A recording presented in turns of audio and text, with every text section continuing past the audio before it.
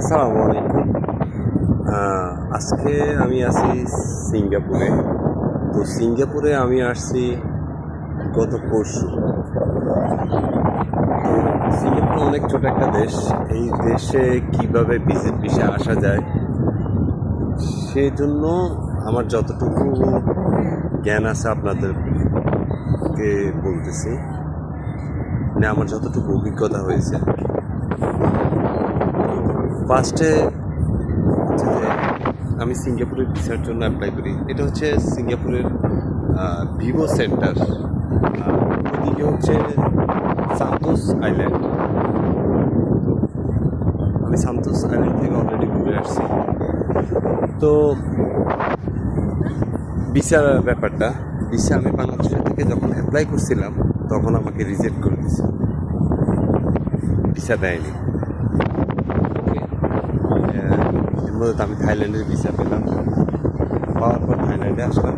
থাইল্যান্ডে এসে জাস্ট একদিন লাগছে আমার। আমি ভিসার জন্য অ্যাপ্লাই করছি, আর পরদিন আমার কাছে মেইল চলে আসছে যে আমার ভিসা অ্যাপ্রুভাল হয়ে গেছে। এরপরে আমি থাইল্যান্ড থেকে সিঙ্গাপুরে রওনা দিলাম। আমি ইমিগ্রেশনের ব্যাপারটা বলি। তো আসার সময় আপনি হোটেল বুকিং আর সিঙ্গাপুরে একটা অন অ্যারাইভাল কার্ড আছে, ওই কার্ডটা আপনি পূরণ করে নেবেন। আর থাইল্যান্ড থেকে টিকিট আমি কেটেছি 24,000 টাকা দিয়ে। আমি একটু দাম বেশি পড়ে গেছে, কিন্তু এটা 15,000-এর মধ্যে পাওয়া যায় আপ ডাউন টিকিট। তো আপনারা একটু আগে টিকিট কাটার চেষ্টা করবেন। তো থাইল্যান্ড থেকে বের হওয়ার সময় যেহেতু আমি আবার থাইল্যান্ডে ব্যাক করব, সে কারণে আমি রিএন্ট্রি ভিসা নিই। থাইল্যান্ডে 1200 বাদ, যেটা বাংলার টাকায় কনভার্ট করে সম্ভবত 5,000 সামথিং হয়। তো আমি রিএন্ট্রি ভিসা নিয়ে ঢুকি। তারপর থাইল্যান্ড ইমিগ্রেশনে কোনো রকম কোনো প্রবলেম নেই। সুন্দর মতো আপনি চলে আসবেন সিঙ্গাপুর। 2 ঘন্টা 2.5 ঘন্টার মতো জার্নি সিঙ্গাপুরে আসতে। আসার পর সিঙ্গাপুর ইমিগ্রেশন বলতে আসলে সিঙ্গাপুরের ইমিগ্রেশন হচ্ছে পৃথিবীর সবচেয়ে সহজতম স্মুথ ইমিগ্রেশন আমার মতে। তো এখানের ইমিগ্রেশন হচ্ছে কি, আপনি প্লেন থেকে নামবেন, নেমে আপনার ইমিগ্রেশনে যাবেন। ওইখানে প্রথমে আপনার পাসপোর্ট স্ক্যান করবে, নিজে নিজে করার পর ফার্স্ট এটা গেট ওপেন হয়ে যাবে। সেকেন্ড গেটে যাওয়ার পর আপনার ফিঙ্গার নিবে, তারপরে ছবি নিবে, সব অটো। তো এইটাতে সুবিধা হচ্ছে যে আপনি যখনই যে দেশের পাসপোর্টে স্ক্যানিং করেন না কেন, সেই দেশের ল্যাঙ্গুয়েজ ব্যবহার হবে। সেক্ষেত্রে আপনার বুঝতে কোনো প্রকার কোনো সমস্যা নেই। ব্যাস, সিঙ্গাপুরি ইমিগ্রেশনে কোনো প্রকার কোনো জিজ্ঞাসাবাদ নেই, কোনো পাসপোর্টে কোনো সিল নেই। হ্যাঁ, যদি ওরা সন্দেহ করে তখন আপনাকে জিজ্ঞাসা করতে পারে। এখানে সব কিছুই ডিজিটাল। তাই কাগজপত্র সব কিছু ঠিক থাকলে এখানে কোনো প্রকার কোনো সমস্যা হয় না, এটা আমার বিশ্বাস। এবং সিঙ্গাপুরে আসতে পারেন। সিঙ্গাপুরে যদি এবার বলি খাবার খরচ সব জায়গায় অনেক দাম, সিঙ্গাপুরে অনেক দাম। তবে সিঙ্গাপুরে আমাদের বাংলাদেশি কিছু হোটেল আছে।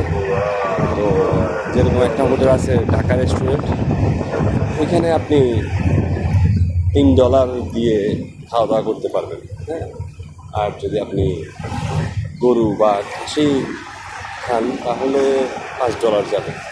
তবে যাই দেয় এবং কি $5 হিসেব করলে বাংলা টাকায় 500 টাকার মতো, কিন্তু 500 টাকা হিউজ পরিমাণের খাবার। তাই খাবার দাম যে একদম বেশি তা না, তবে হোটেল কস্ট অনেক বেশি। তো হোটেলে আপনি আগে বুকিং করে রাখবেন, যত সস্তা নেওয়া যায়। আমি ছিলাম হোস্টেলে, তো আমার বাংলা টাকায় হোস্টেল খরচ আসছে আপনার 7,600 সামথিং এরকম। তো মনে করেন 8,000 টাকা 3 দিনে হোস্টেল। আর এখানে যাতায়াতের জন্য ব্যবস্থা হচ্ছে আপনার মেট্রো। আপনার কাছে একটা মেট্রো কার্ড থাকলে হবে। আর যদি না থাকে তাহলে আপনি এখান থেকে যখন সিম নেবেন, এয়ারপোর্টে এন্ট্রি করার সাথে সাথে আপনি সিম পেয়ে যাবেন। তো সিম নিয়ে নেবেন সম্ভবত $18। $18 7 দিনের জন্য। এই সিম কার্ডের যে স্লটটা দিবে ওইটাই মেট্রো কার্ড। ওইখানে $3 থাকে। এরপরে আপনার যতটুকু খরচ আপনি এখান থেকে খরচ করতে পারবেন, আবার টাকা রিচার্জ করতে পারবেন, তা কোনো সমস্যা না।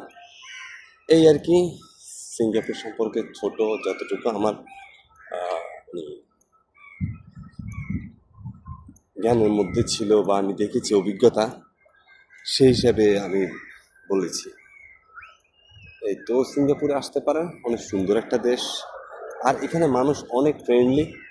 আপনি যখনই কোনো জায়গা চিনবেন না, তখনই আপনি যে কোনো মানুষকে প্রশ্ন করবেন, সেটা অবশ্যই ইংলিশে করবেন, আপনাকে সে সুন্দরভাবে উত্তর দিবে এবং কেউই বিরক্তবোধ প্রকাশ করবে না। আর যারা চাইনিজ তারা তো ইংলিশ বুঝে না, তাদের কথা বলে লাভ নেই। তবে সবাই আপনাকে হেল্প করবে। এখানে হেল্প করার মন মানসিকতা অনেক ভালো। এটাই তো। ঠিক আছে, ইনশাল্লাহ আবার কথা হবে অন্য কোনো দেশ নিয়ে।